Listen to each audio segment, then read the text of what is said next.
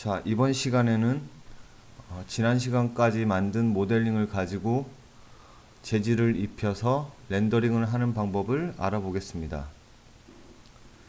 파일은 지난 시간에 완성시켰던 파일을 그대로 여시면 됩니다.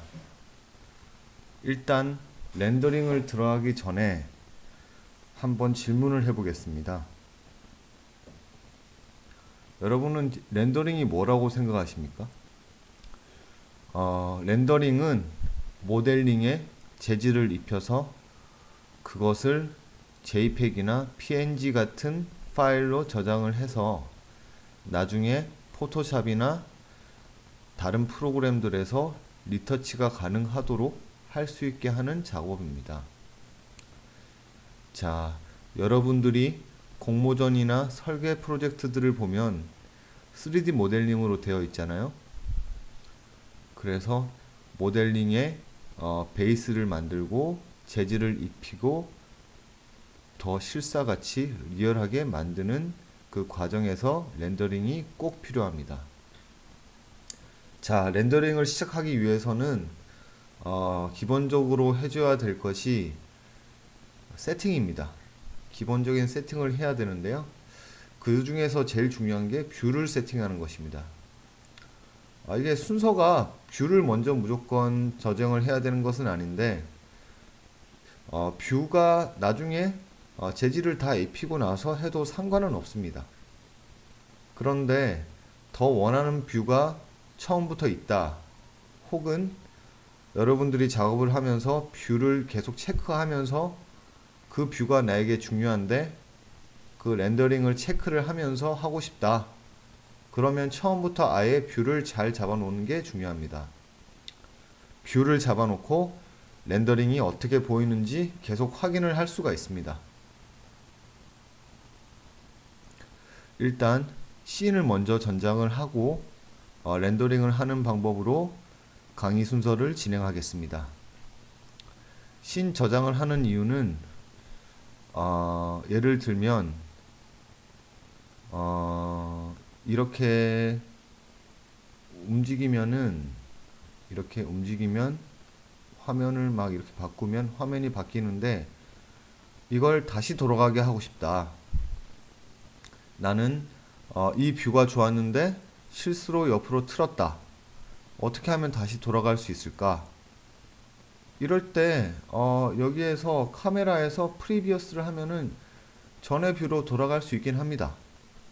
근데 그 방법 말고 매번 파일을 껐다 켜고 렌더링을 다시 수정하는 일이 생기는데, 이 과정을 반복할 때 똑같은 씬을 불러오고 싶다면 미리 저장을 해서 다시 불러와서 작업을 할 수가 있습니다.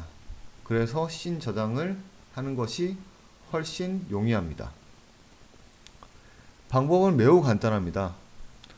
우리가 지금 예제 파일에서 보여주는 씬하고 이렇게 파이널 뷰로 잡아놓은 예제 파일에 보이는 뷰랑 비슷하게 하고 싶다. 뷰가 이렇게 세팅이 되어 있는데 그럼 이 씬으로 렌더링을 하겠다. 그러면은 이 뷰를 저장을 하면 되겠죠? 최대한 예제 파일이랑 한번 비슷하게 맞춰 봅시다. 약간씩 돌리고 이렇게 펜으로 옆으로 이렇게 확대랑 축소를 하고 약간씩 이렇게 하다 보면 비슷하게 됐나요? 비슷하게 된 것 같은데요?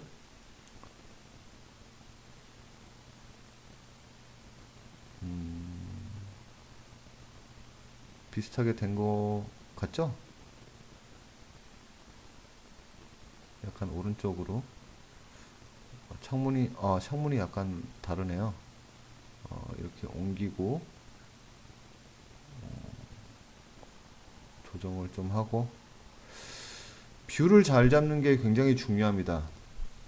똑같은 모델링이나 렌더링도 뷰에 따라서 어떤 씬은 굉장히 멋지고 어떤 씬은 굉장히 좀 없어 보입니다. 그래서 뷰를 잡을 때는 본인의 감각을 최대한 살려서 잡아보시기 바랍니다. 제가 실물을 할 때 거의 뷰를 잡는 것에 거의 하루를 투자한 적도 있어요. 이 정도면 된 것 같죠? 그래서 원하는 뷰를 이렇게 설정을 했으면 이제 씬을 저장할게요. 윈도우 창에서 뷰로 들어가면 애니메이션이 있죠? 거기서 add scene을 하면은 자, 이제 scene 2가 생겼습니다. 우리가 지금 설정한 이 장면이 씬 2입니다. 씬 1으로 돌아가 보면은 이게 씬 2를 저장하기 전에 첫 이미지고, 파일을 열었을 때 첫 번째 이미지죠. 그리고 두 번째 씬 2, 이거는 우리가 방금 저장한 그 뷰를 잡은 이미지가 되겠죠. 그래서 두 가지 설정을 할 수 있도록 지금 현재 저장이 되어 있습니다. 그리고 만약에 이 장면을 좀 더 멀리서 원거리에서 잡고 싶다 그러면은 원하는 대로 여러분들이 움직여서 어떻게 하냐 이걸 씬2를 이렇게 고치고 싶다 이러면은 업데이트를 하시면 됩니다. 이렇게 잡고 나서 씬2에 라이트 클릭을 하면 업데이트 버튼이 뜨죠. 오른쪽 클릭하면 쭉 나오죠. 아까 그게 여기서 애니메이션에 있던 게 여기 오른쪽 클릭하면 다 나옵니다. 그래서 업데이트를 하면 자, 다시 저장이 된 거죠. 씬2가 이렇게 조정이 되었습니다. 그래서 여러분들이 어떤 사람들은 씬을 한 10개 정도를 잡는 사람들이 있는데 그렇게까지 할 필요가 없어요. 원래 본래 씬에서 저장했던 거에다가 업데이트를 하시면은 이렇게 씬 자체가 다시 저장이 됩니다. 근데 다 하고 보니까 씬 1이 더 괜찮은 것 같네요. 그러면 씬 1으로 그냥 하겠습니다. 제가 말씀드리는 거는 여러분이 이렇게 이렇게 정면 그리고 약간 위에서 보는 게 이렇게 위에서 보는 게 필요하다. 그러면은 위에서 샷의 각도를 정한 다음에 또 얘를 이렇게 씬의 각도를 정한 다음에 add 씬을 할 수가 있죠. add가 또 뜨죠. 그죠? 씬 1에다가 우클릭을 하면은 add가 뜨죠. 그러면 바로 여기서 저장을 할 수가 있습니다. 꼭 위에 뷰 윈도우 창을 다시 켤 필요가 없어요. 자, 이렇게 필요한 뷰를 다 저장을 했죠.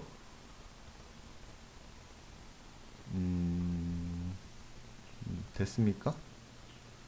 자, 이제 V-Ray를 가지고 렌더링 하는 방법을 알아보도록 하겠습니다. V-Ray 툴바는 이 위에 나와 있죠. M, R, RT, BR 이게 V-Ray 툴바입니다. 혹시 이게 안 보이는 사람은 뷰에 툴바 들어가서 밑에 제일 아래쪽에 VFS 메인 툴바 이걸 켜주시면 됩니다. 자, 이게 라이노가 아니라 V-Ray가 저장이 설치가 되어 있어야 이게 뜹니다. 근데 라이트는 우리가 지금은 현재 별로 쓸 일이 없기 때문에 메인 툴바만 가지고 이렇게 작업을 하도록 하겠습니다.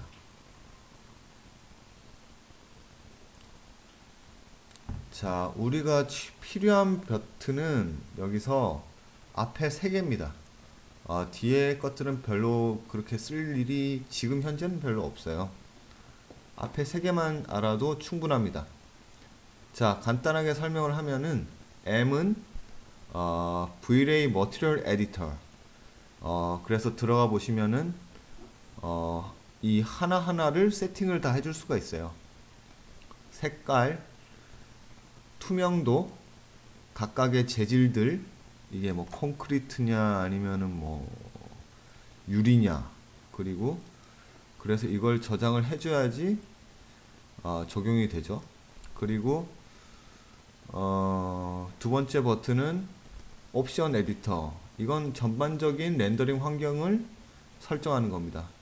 예를 들어 전체 샷의 크기를 어떻게 할 것인가, 뷰를 어떻게 할 것인가, 그리고 빛의 종류는 무엇으로 할 것인가, 그리고 재질을 얼마나 선명하게 그리고 세밀하게 렌더링을 할 것인가, 그리고 얼마나 거칠게 할 것인가, 이런 것들을 조정하는 그런 에디터입니다. 그리고 R 버튼은 말 그대로 렌더링입니다. R 버튼을 누르면 렌더링이 시작이 됩니다. 지금은 이제 디폴트가 설정이 되어 있어요. V-Ray를 설치하시면, 그리고 설치를 하시고 나서 그냥 R 버튼 한번 눌러 보시면은 디폴트 설정이 되어서 이렇게 뭔가 나오긴 나옵니다. 색도 나오죠.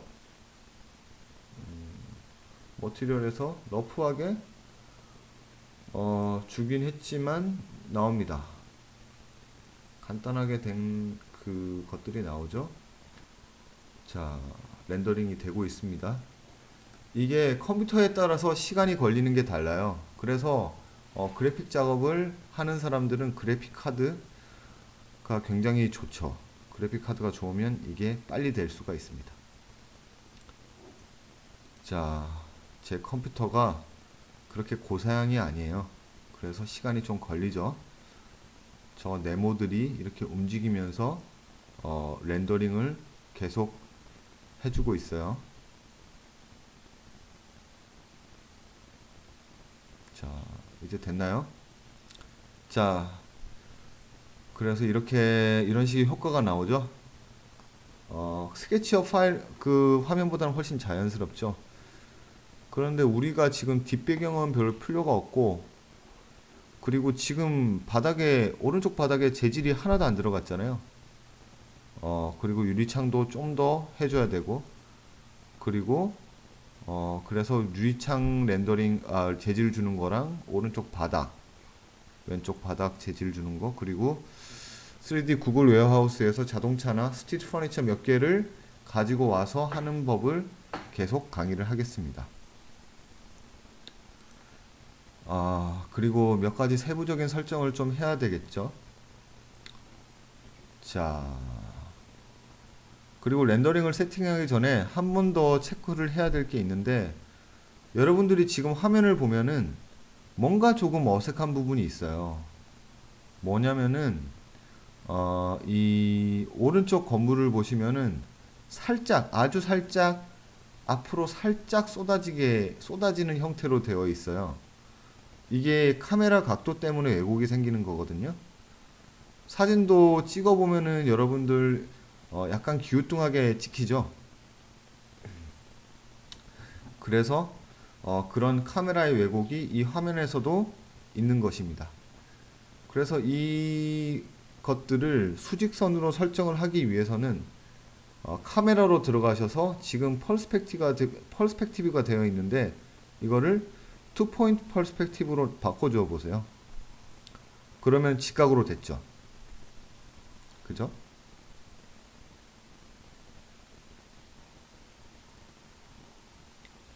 펄스펙티브가 어떤 경우에는 좋을 수도 있고, 아니면은 투 포인트 펄스펙티브가 좋을 수도 있는데, 상황에 따라서 여러분들이 맞춰서 쓰시기 바랍니다. 근데 이 정도 화면에서는 투 포인트 펄스펙티브가 좀 더 낫죠. 왜냐하면 수직선들이 이렇게 좀 형태를 잡아주기 때문에. 그래서 지금 변경이 되었으니까 씬에 저장을 할게요. 어떻게 하죠? 업데이트를 하면 되죠. 오른쪽 클릭을 하고 씬에 오른쪽 클릭을 하고 업데이트를 하면 됩니다. 이렇게 움직이다가도 씬 1을 누르면은 아까 설정됐던 투 포인트 퍼스펙티브 뷰가 딱 보이죠. 됐죠? 자, 이제 V-Ray 기본 환경을 설정을 해볼까요? 아까 말했죠? 앞에 3개만 알면 된다고. 그래서 이 중에서 중간 O 버튼을 눌러보세요. 그러면은 이렇게 에디터가 뜨죠. 눌러보면은 하이 메뉴들이 다 뜹니다. 하이 메뉴 들어가서 디테일한 숫자들을 조정을 해주시면 돼요. 숫자들의 딱히 정해진 치수는 없어요. 작업을 하다 보면 프로젝트에 따라서 그리고 자신이 원하는 모양을 표현할 수 있는 그리고 자기에게 필요한 치수를 자연스럽게 알게 되실 거예요. 조금씩 바꿔보고 테스트를 한번 해보세요. 차이가 조금씩 있습니다. 자, 제가 알려드릴 것은 아주 기본적인 세팅이에요. 우리가 여기서 설정을 해야 될 부분이 카메라, 카메라, environment, 이미지 샘플러, DMC 샘플러, 그리고 아웃풋이 이렇게 5가지만 일단 설정을 해줄게요. 자, 카메라로 설정을 해봅시다. 그럼 여기에 피지컬 카메라가 설정이 되었는지 확인을 해주세요. 실내가 아니라 실외에서는 피지컬 카메라가 ON이 되어 있는 게 편리합니다. 그렇기 때문에 보통 도시 설계에서는 실외를 잡기 때문에 피지컬 카메라는 ON이 되어 있는 게 좋습니다. 그리고 인바이러먼트에서는 GI가 있는데 하늘 색깔을 뭘로 할 거냐 이런 것인데 하늘색 반사된 색은 어떻게 할 것이냐 이건데, 자, 스카이라이트를 한번 봅시다. 이게 흰색이 되어 있죠? 그리고 리플렉션도 똑같이 흰색으로 설정해 주세요. 흰색으로 하면 흰색으로 해야지 우리가 원하는 색깔이 반사가 돼요. 하늘색으로 지금 기본 설정이 되어 있었는데 그러면은 전체 톤이 하늘색에 약간 푸르스름한 풍경을 만들어 주기 때문에 흰색을 바꿔주는 게 좋습니다. 그리고 여기서 sun을 눌러주세요. sun.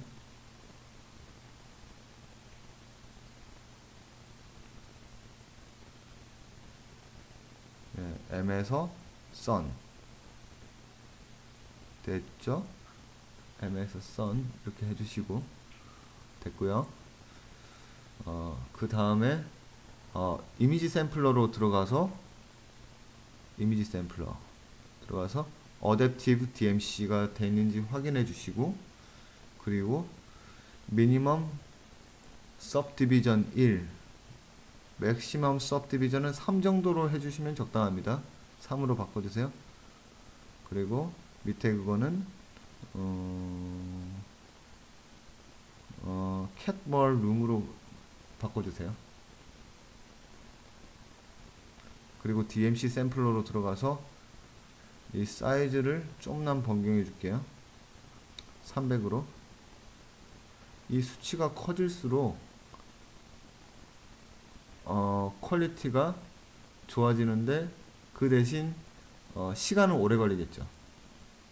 미니멈 샘플러를 300 정도로 하면은 150보다 시간은 더 걸리고 이미지 퀄리티는 좋아집니다.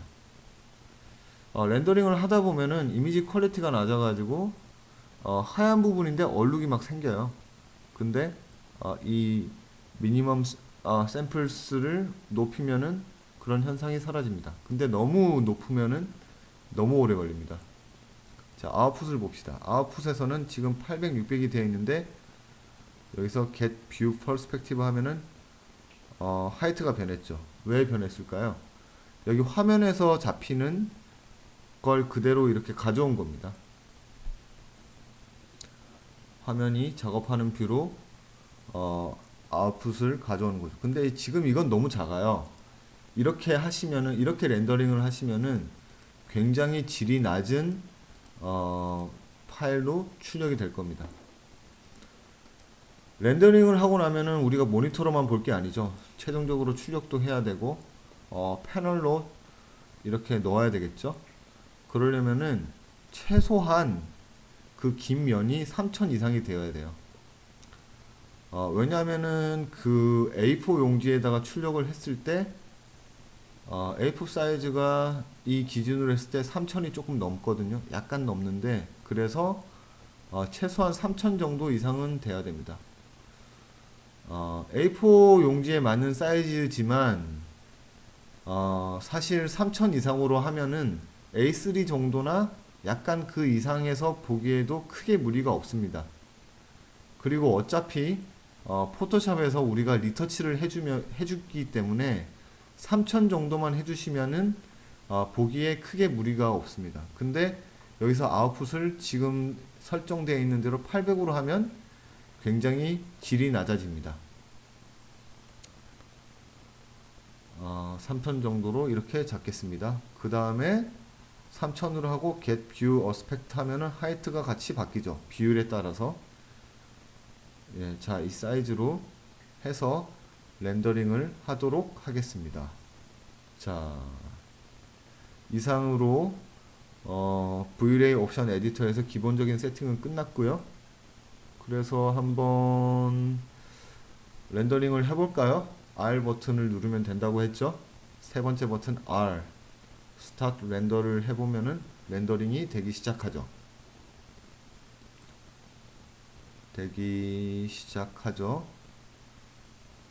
자, 이렇게 네모가 이렇게 돌아다니면서 왔다 갔다 할 겁니다. 이렇게 왔다 갔다 하면은 이렇게 완성이 됩니다. 이게 컴퓨터에 따라서 시간이 많이 달라지고 그래픽 카드에 따라서 시간이 많이 달라집니다. 자, 이제 근데 이건 아까에 비해서 3000이니까 좀 더 시간이 걸리겠죠? 자, 시간 관계상 이 이미지가 렌더링이 끝났을 때 저장하는 방법을 알려드리면, 자, 세이브 이미지가 있죠. 여기 세이브 이미지 버튼을 누르시면은 저장을 할 수가 있죠. 자, 봅시다. 여기 여러가지 확장자가 있죠. 파일 형식이 많이 있는데 이 중에서 많이 쓰는 게 PNG, JPEG, TIF 파일이 있습니다. 근데 TIFF 파일까지는 필요 없고 PNG랑 JPG로도 충분합니다. 근데 PNG를 많이 써요. PNG를 많이 쓰는 이유는 PNG를 하면은 뒷 배경 하늘을 없애주기 때문에 나중에 리터치를 하기에 훨씬 용이합니다. 자, 여기서 뒤에 지금 렌더링이 되고 있는 부분 중에서 뒤에 하늘 있죠. 하늘 부분은 PNG 파일로 저장을 했을 때 투명 배경이 됩니다. 왜냐? 우리가 하늘에 대해서는 재질을 설정해 주지를 않았죠. 그렇기 때문에 재질이 설정이 안 되어 있기 때문에 이건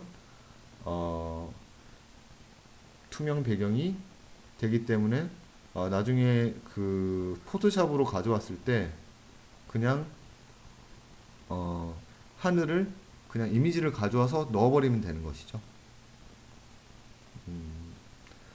자, 이게 JPEG으로 되면은 뒤에 하늘을 넣고 싶다 그러면은 하늘을 일일이 따서 다 없애줘야 되겠죠. 번거롭습니다. 그러니까 처음부터 PNG로 하는 게 낫겠죠. 근데 나중에 내가 그냥 하늘도 이렇게 렌더링 된 거로 할 거다 그러면은 JPEG으로 하는 게 뭐 그렇게 할 수도 있겠죠. 근데 그건 별로 권하지 않습니다. 왜냐면은 렌더링을 아무리 잘해도 실제 하늘의 그런 느낌을 살기가 굉장히 힘들어요. 그죠? 그래서 우리는 여기서 PNG로 해서 이렇게 저장을 한번 하겠습니다. 렌더 1으로 해서 저장을 한번 해보겠습니다. 그리고 PNG로 저장을 한번 하고 JPEG으로도 한번 저장을 해볼게요.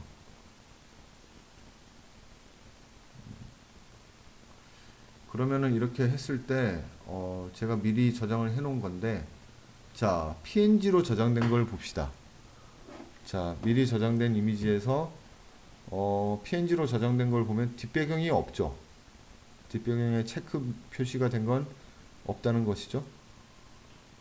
그래서 여기서 레이어를 하나를 더 넣어서 색깔을 한번 넣어볼까요? 색깔을 무슨 색깔을 넣어볼까요? 약간 노란색을 한번 넣어봅시다.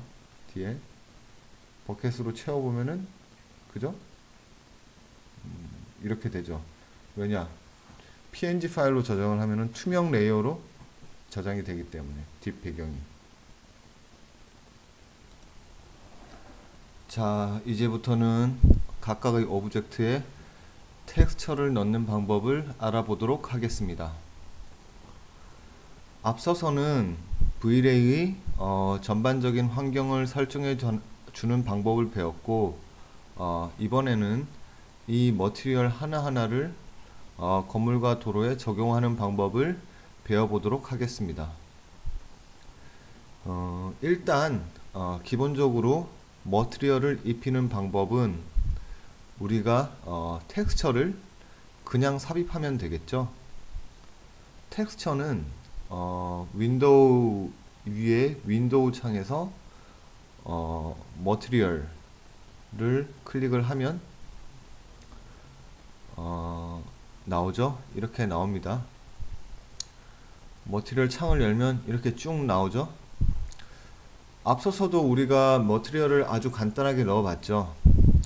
색깔을 아까 넣었었죠. 마찬가지입니다.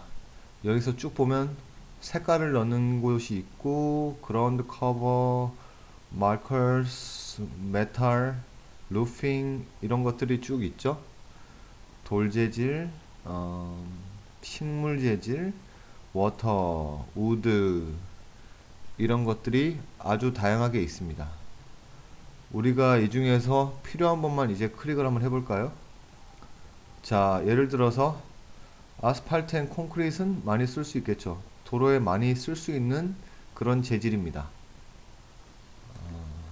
이런 것들은 스케치업을 깔면 기본으로 제공이 되는 그런 재질입니다. 얘를 그냥 클릭을 해서 원하는 재질을 이렇게 버켓에 부으시면 됩니다. 원하는 지점에서 간단하게 부으시면은 이렇게 들어갑니다. 간단하죠? 이게 재질을 입히는 가장 간단한 방법입니다. 이렇게 입히고 나면 우리가 보도 쪽을 봤을 때 이 네모 하나하나가 블록들이 좀 더 커져야 되겠다, 아니면 작아져야 되겠다, 그런 경우가 생기겠죠. 그럴 때는 에딧을 눌러서 에딧이 나오죠. 머티리얼 창에서 그 옆에 에딧, 셀렉트 옆에 에딧을 누르면 컬러 톤, 밝기 조절, 스케일 등을 조절을 할 수 있는 항목들이 생깁니다. 그래서 여기에서 1.2로 되어 있는데 이걸 3 정도로 한번 해볼까요? 테스트를 하기 위해서 3을 넣으면은 커졌죠. 근데 지금 너무 큽니다. 건물과 비교를 해봤을 때 이게 사이즈가 블록 하나하나가 너무 크죠. 그래서 1 정도로 한번 조정을 해봅시다. 아까 1. 몇이었는데 지금 1로 설정을 하고요. 그러면은 바로 됐죠.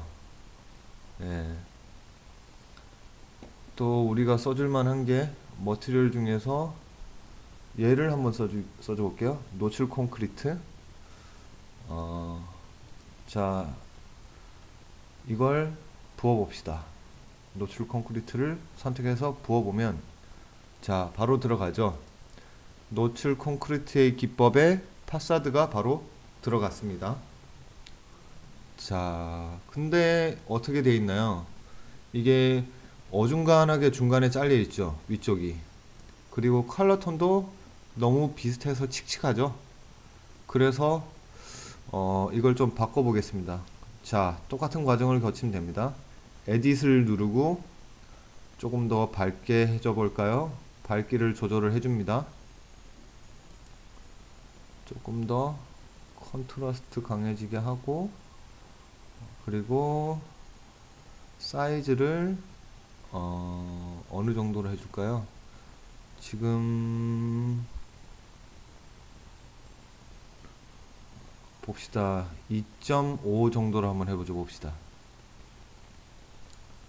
이런 식으로도 할 수 있고,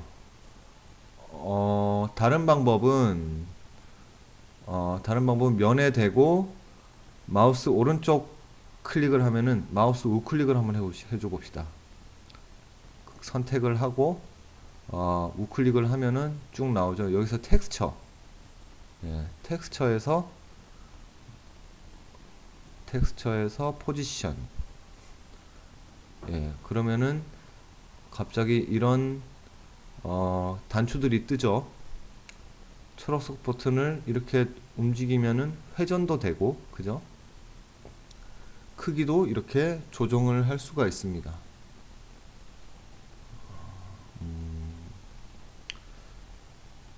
스케일을 어느 정도로 해볼까요?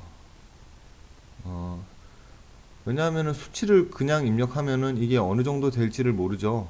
근데 이렇게 마우스 우클릭으로 하면은 이렇게 직접 조정을 할 수가 있습니다. 자, 조금 더 다시 이렇게 좀만 더 크게 해볼게요. 2칸 정도가 이렇게 올 수 있도록 조정을 한번 해보겠습니다. 2칸 정도가 오고 가운데 정도에 이게 오면 좋겠죠. 자, 이렇게. 자, 이렇게 스케일과 방향을 동시에 결정을 할 수가 있습니다.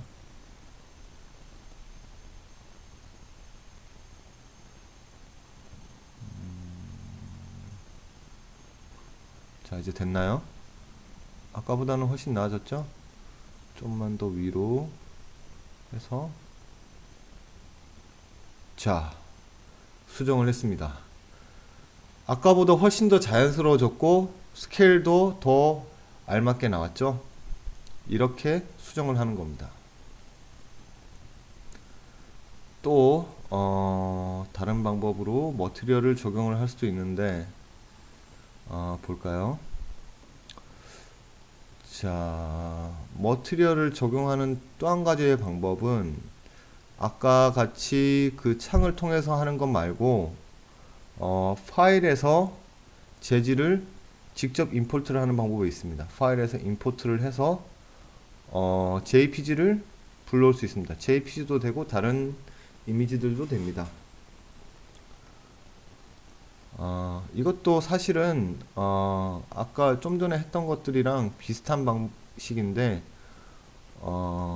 일단 임포트를 하면은 웹상에 있는 많은 소스들을 그냥 자기가 원하는 소스들을 가지고 올 수 있겠죠.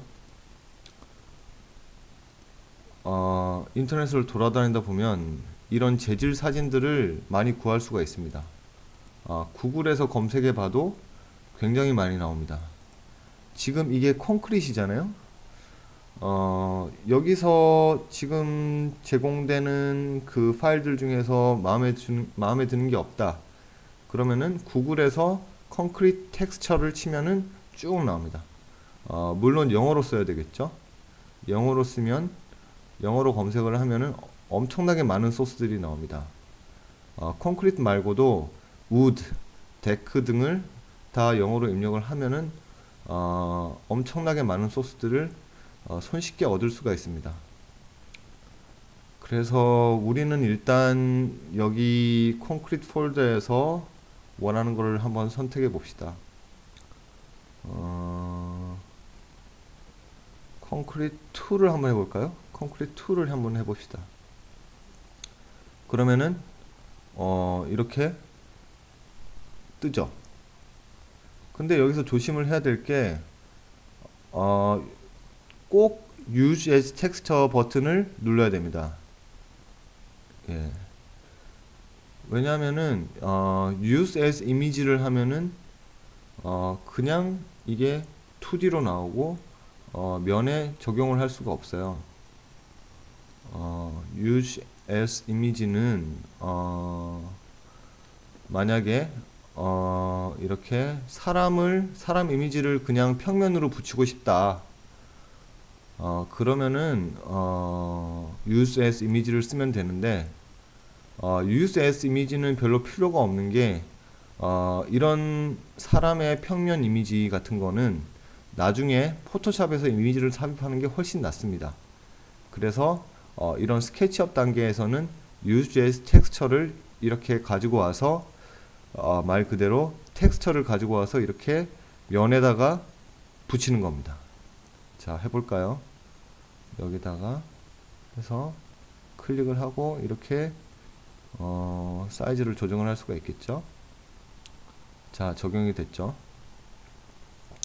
적용이 됐는데 이게 옆으로 이렇게 가는 게 아니라 도로를 따라서 이렇게 긴 길을 따라서 쭉쭉쭉쭉 배치가 돼야 된다. 그러면 이걸 아까와 같은 방식으로 편집을 할 수 있습니다. 우클릭을 하고요. 텍스처에 거기에 포지션 하면은 회전을 할 수가 있겠죠.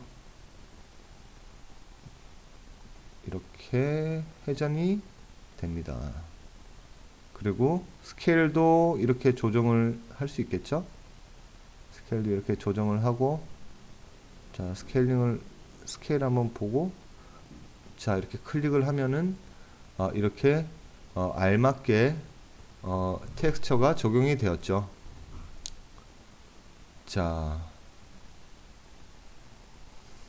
이렇게 알맞게 포장이 들어갔습니다. 자, 다시 머티리얼 창에서 홈 버튼을 눌러보면은 우리가 이 모델링에서 쓴 재질들이 나오죠. 좀 전에 우리가 임포트 했던 그 콘크리트 이미지도 이렇게 뜹니다.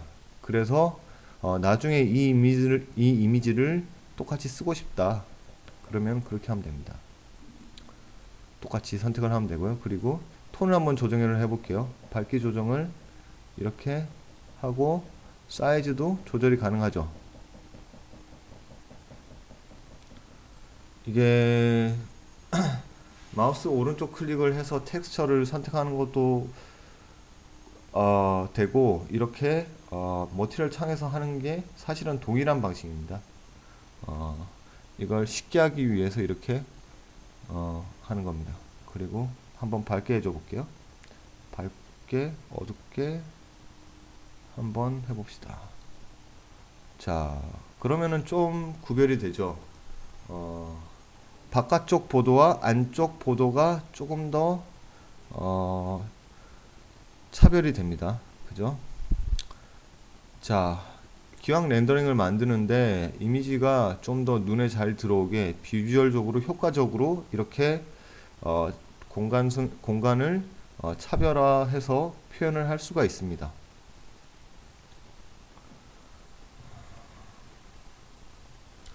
또 한 가지 더 알려드릴 것은 여기 보시면 그림자가 이렇게 있죠.